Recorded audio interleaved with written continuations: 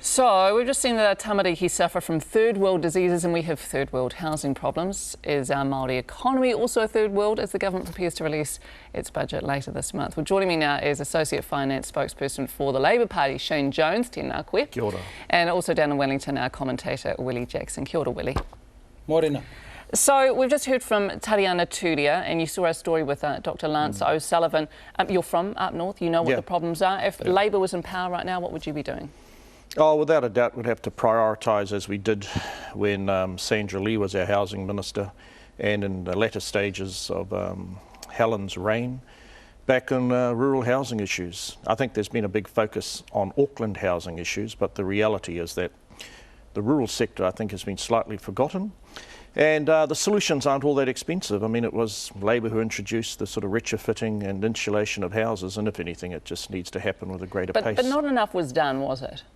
Well, unfortunately, that's the reality when you're in government, and it's our job as opposition to ensure that in the new budget they reprioritise. I mean, you can spend more money looking after people in hospital, but for a relatively small amount of money, Housing New Zealand, and perhaps with TPK and private providers. So just clarify, what do you mean that's what happens when you're in government? Oh, you can rest assured there'll be gazillions of calls on Bill English's time and money. I just think they've got the wrong priorities. They shrunk the revenue base when they went ahead with the tax cuts. Once you shrink your revenue base, you live with the consequences, and that's what we've got now. So you live up there, as I said, you know what the problems are. What did you do, and what are you looking to do? Well, in our time, we spent a great deal of effort spending money on the insulation of the houses and the provision of further rental housing stock. What I'm saying is that under this government, they've, for what reasons I don't fully understand, what they've done is they've pulled back on the investment in the housing stock. Okay. Willie, what's your view on this? I mean, is this something that the government needs to be doing more on? Did Labour do enough,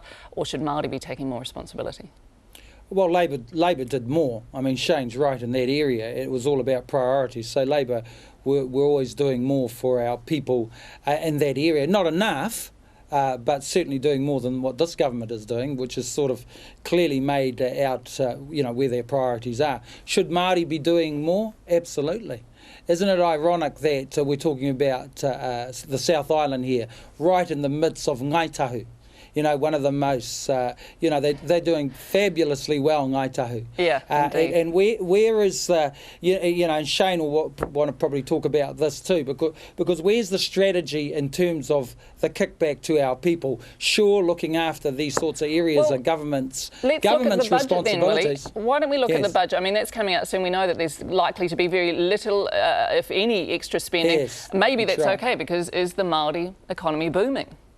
Well, they say it is. I mean, you hear Mark Solomon and Peter Sharples was talking about how well we're doing and what the Māori dollar's worth. I think it's worth about $36 billion. Look, that's all good. And we want the economy booming, the Māori dollar booming, but where is the flow-on effect in terms of the social side of things? That's exactly right. There's a disconnect, isn't there? So there's a disconnect, Mitty. I mean, look at what's happening in the north. Shane knows it. We've got third world housing up there, for goodness sake. Diseases from the third world.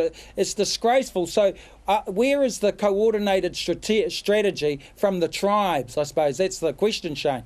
Yeah, there is a disjunction. You know, it's so seductive talking about money. When you talk about people, then you've got to deal with reality. The reality of the treaty settlement process is that it's the transfer of capital, and at this stage no one's actually come up with a remedy that marries off government's resources, iwi resources, and iwi actually taking more of a responsibility to spend the money in very strong ways that impact on the daily lives of people. Now, why isn't that happening? Largely because the people who are running the iwi corporate affairs are largely aping the behaviour of corporate people, and that's what they believe is their best thing to do. But let me tell you, in order to change social circumstances, you've got to go right down to the flax roots level.